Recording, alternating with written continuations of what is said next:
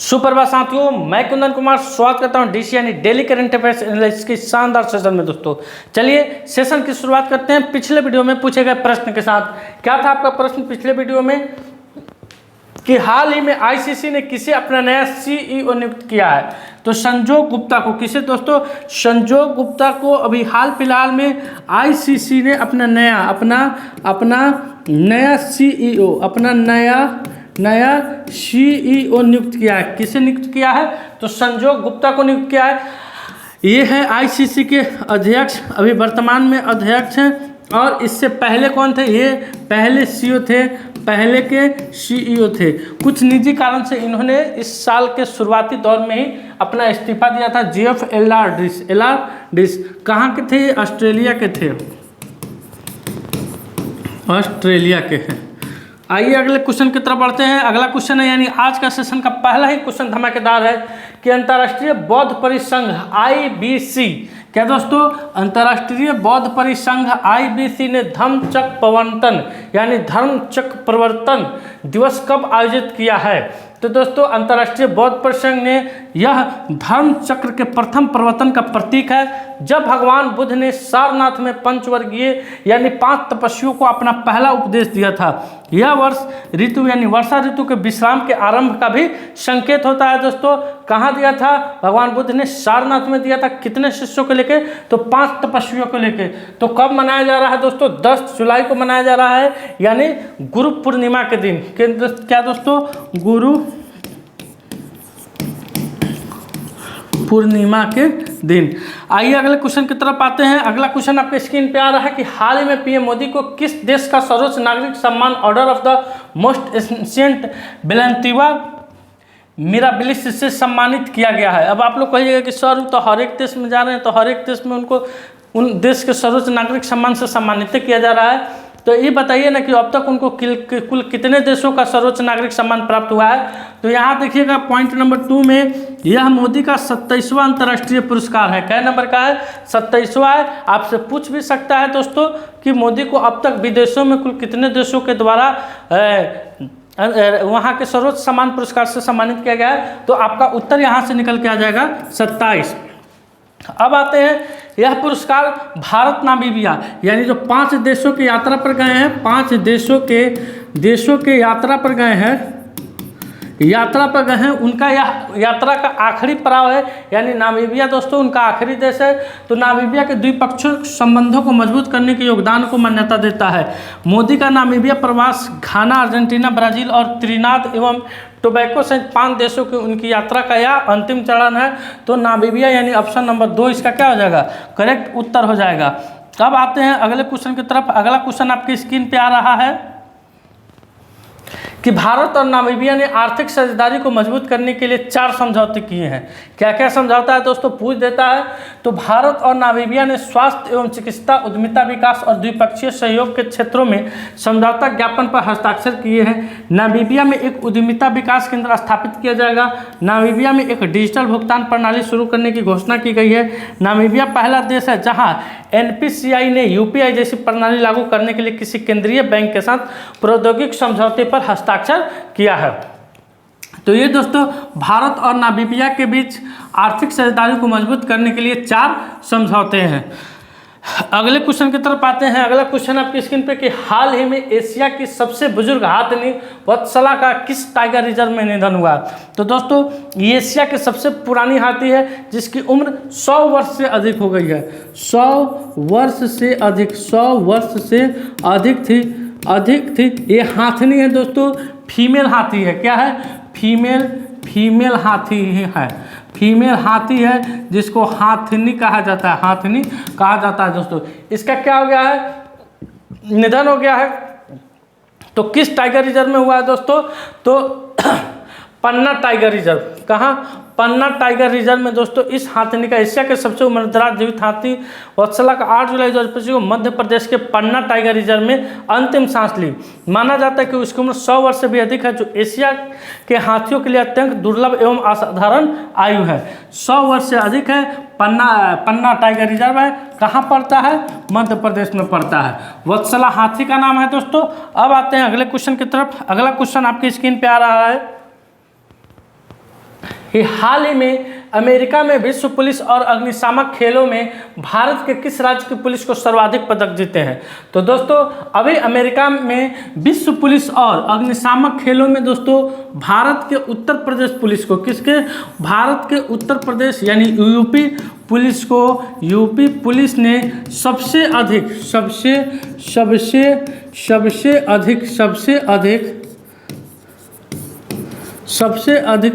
सबसे अधिक पदक जीती है, सबसे अधिक पदक जीती है। आइए देखते हैं, यूपी पुलिस ने कुल 95 पदक यूपी पुलिस ने जीते हैं। यूपी पुलिस के खिलाड़ियों ने अमेरिका में विश्व पुलिस एवं फायर गेम्स में चमक बिखेरी है। 95 पदक जीत के उत्तर प्रदेश पुलिस ने सोमवार को कहा है कि उसके खिलाड़ियों ने अंतर्राष्ट्रीय स्तर पर एक बड़ी उपलब्धि हासिल करते हुए अमेरिका के अलबामा में आयोजित विश्व पुलिस एवं अग्निशामक खेल 2025 में रिकॉर्ड 95 पदक जीते। अब आते हैं अगले क्वेश्चन पर। अगला क्वेश्चन है आपको यूपी से ही वन लाइनर है, देखते हैं कि क्या है। उत्तर प्रदेश में स्थित सलखन फॉस्फेट पार्क को यूनेस्को के वर्ल्ड हेरिटेज में के लिस्ट में शामिल किया गया है। जेम ने के माध्यम से डिजिटल सार्वजनिक खरीद में उत्तर प्रदेश शीर्ष राज्य है। यूनेस्को के क्रिएटिव सिटी ऑफ एस्ट्रोनॉमी में लखनऊ को नामांकित किया गया है। उत्तर प्रदेश सरकार ने पारिवारिक लाभ योजना का डिजिटलीकरण किया है। मुंह में छाला हो गया इसलिए थोड़ा बोलने में परेशानी हो रहा है। उत्तर प्रदेश सरकार ने अग्निवीरों के लिए 20% पुलिस नौकरियों को आरक्षित किया है। राजीव कृष्ण उत्तर प्रदेश के नए डीजीपी बने हैं। उत्तर प्रदेश ने भारत की पहली विस्टोडोमा जंगल सफारी ट्रेन सेवा शुरू किया है। अब आते हैं अगले क्वेश्चन की तरफ। अगला क्वेश्चन आपके स्क्रीन पे आ रहा है कि हाल ही में किस राज्य में मुफ्त इलाज के लिए मुख्यमंत्री सेहत योजना शुरू की गई है। तो पंजाब गवर्नमेंट के द्वारा, पंजाब के जो मुख्यमंत्री हैं, पंजाब के मुख्यमंत्री हैं, जो मुख्यमंत्री कौन है, भगवंत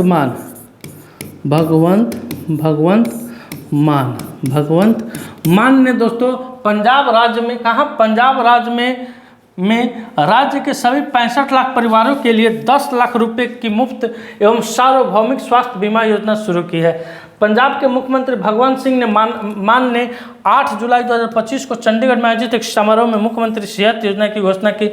इस अवसर पर दिल्ली के पूर्व मुख्यमंत्री और आप के राष्ट्रीय संयोजक अरविंद केजरीवाल भी क्या थे, उपस्थित थे। अब आते हैं अगले क्वेश्चन की तरफ। अगला क्वेश्चन आपके स्क्रीन पे आ रहा है कि पंजाब ने औद्योगिक विकास को बढ़ावा देने के लिए उद्योग क्रांति शुरू किया है।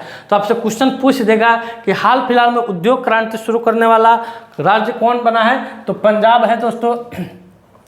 पंजाब ने कपास की खेती में 20% की वृद्धि दर्ज की है। पंजाब सरकार ने पराली जलाने पर रोक के लिए 500 करोड़ रुपए की कार्य योजना की घोषणा की है। पंजाब सरकार ने सभी स्कूलों में एनर्जी ड्रिंक्स पर प्रतिबंध लगा दिया है। पंजाब ने मध्य प्रदेश को हराकर 15वीं हॉकी इंडिया सीनियर पुरुष राष्ट्रीय चैंपियनशिप जीता है। पंजाब अपनी विधानसभा में सांकेतिक भाषा शुरू करेगा। पंजाब की विधानसभा ने सर्च इंजन लॉन्च किया है। पंजाब सरकार ने महिलाओं की सुरक्षा के लिए प्रोजेक्ट हिफाजत शुरू किया है। अब आते हैं अगले क्वेश्चन की तरफ। अगला क्वेश्चन आपके स्क्रीन पे आ रहा है कि हाल ही में एप्पल ने किसे मुख्य परिचालन अधिकारी COO नियुक्त किया है। क्या दोस्तों, COO नियुक्त किया है। तो शबीर खान को, कहाँ के हैं ये, मूलतः भारत के उत्तर प्रदेश राज्य के मुरादाबाद के, कहाँ, मुरादाबाद जिले के रहने वाले हैं। कौन दोस्तों, शबीर खान। अभी इसे एप्पल के मुख्य परिचालन अधिकारी यानी COO के रूप में नियुक्त किया गया है। अब आइए अगले क्वेश्चन पर देखते हैं कि ICC ने संजोग गुप्ता को अपना नया CEO नियुक्त किया है। ICC ने किसे, संजोग गुप्ता को अपना नया CEO नियुक्त किया है। साहिल किन्नी RBI इनोवेशन हब के नए CEO बने हैं। इंडिको ने बोर्ड में अमिताभ कांत को गैर कार्यकारी निदेशक नियुक्त किया है। सर्वसम्मति से खो-खो, क्या दोस्तों, खो-खो महासंघ प्रमुख के रूप में सुधांशु मित्तल को फिर से चुना गया है। भारतीय नौसेना की पहली महिला फाइटर पायलट आस्था पुनिया बनी है। सुकन्या सोनोवाल को राष्ट्रमंडल शांति दूत चुना गया है। केशवन रामचंद्रन RBI के नए कार्यकारी निदेशक बने हैं। नंदन नीलेकनी को इंडिया एनर्जी स्टेक का मुख्य सलाहकार नियुक्त किया गया है। अगले क्वेश्चन की तरफ आते हैं। अगला क्वेश्चन आपके स्क्रीन पे है कि हाल ही में केरल का पहला स्किन बैंक कहाँ खुलेगा। तो दोस्तों केरल का पहला स्किन बैंक 15 जुलाई 2025 को त्रिवेंद्रपुरम के सरकारी मेडिकल कॉलेज अस्पताल में शुरू किया जाएगा। यह विशेष सुविधा दान की गई स्किन को संरक्षित करके झुलसने वाले, यानी जो भी व्यक्ति अपने स्किन की दान करते हैं उनकी स्किन को इस हॉस्पिटल में सुरक्षित रखा जाएगा, और जिस व्यक्ति का स्किन जलने से खराब हो गया हो या किसी एक्सीडेंट में खराब हो गया हो उनको ये स्किन उपलब्ध कराया जाएगा। तो ऐसा करने वाला राज्य कौन बना है? केरल का त्रिवेंद्रपुरम जिला। कौन? केरल का त्रिवेंद्रपुरम जिला। अब आते हैं अगले क्वेश्चन की तरफ। अगला क्वेश्चन है कि हाल ही में जारी ग्लोबल क्लीन एनर्जी रैंकिंग में कौन सा देश शीर्ष पर है? तो इसमें चीन नंबर 1 पे है, USA नंबर 2 पे है और अपना देश भारत नंबर 3 पे है दोस्तों। जो करेक्ट उत्तर हो जाएगा चीन। अब आइए स्टैटिस्टिक्स जीके का एक और है। हाल ही में केंद्रीय मंत्री धर्मेंद्र प्रधान ने यूपी के किस शहर में, क्या है दोस्तों, यूपी के किस शहर में एग्रीटेक इनोवेशन हब का उद्घाटन किए हैं?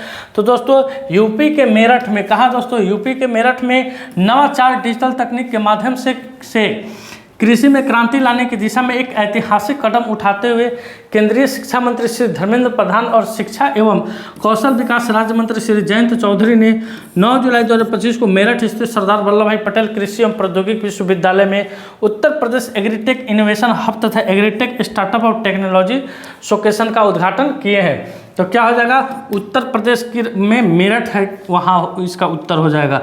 अब आते हैं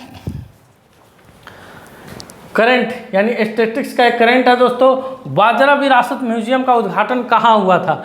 तो 2024 का एक करंट है, 2024 का एक करंट है दोस्तों, करंट है जो कि परीक्षा में लगभग 2023, 2024 और 2025 से प्रश्न पूछे जा रहे हैं। कोई प्रश्न 2022 को भी देखे जा गए हैं दोस्तों। तो बाजरा विरासत म्यूजियम का उद्घाटन महाराष्ट्र में, कहाँ? मुंबई में हुआ था दोस्तों। और इसका उद्घाटन करता कौन थे? तो नरेंद्र मोदी। अगला है किस राज्य में पहली बार तेंदुआ जनगणना हुआ है? तो दोस्तों उड़ीसा में पहली बार तेंदुआ जनगणना हुआ है। उड़ीसा में पहली बार 696 तेंदुआ, कितने? 696 तेंदुआ पाया गया है। डाक विभाग ने नई ई कॉमर्स लॉजिस्टिक को बढ़ाने के लिए किसके साथ साझेदारी की है? तो अमेजन के साथ। अगला है ब्रिटेन ने चागोस द्वीप पर किस देश को संप्रभुता सौंपने का फैसला लिया है? तो मॉरिशस को। आइए अगले क्वेश्चन की तरफ बढ़ते हैं। अगला क्वेश्चन आपके स्क्रीन पे आ रहा है। भारत के सबसे बड़े हाइड्रोजन मिश्रण परियोजना की शुरुआत कहाँ हुई है? तो भारत की सबसे बड़ी हाइड्रोजन मिश्रण परियोजना की शुरुआत दोस्तों अहमदाबाद में। कहाँ है अहमदाबाद? गुजरात में है दोस्तों। कहाँ है? गुजरात में है। किस राज्य में जल जागर महोत्सव आयोजित किया गया था? तो छत्तीसगढ़ में। कहाँ किया गया था दोस्तों? छत्तीसगढ़ में। जल जागर महोत्सव कहाँ आयोजित किया गया था? तो छत्तीसगढ़ में। समुद्री सैन्य अभ्यास मालाबार 2024 का आयोजन कहाँ हुआ था? तो एपी मतलब आंध्र प्रदेश।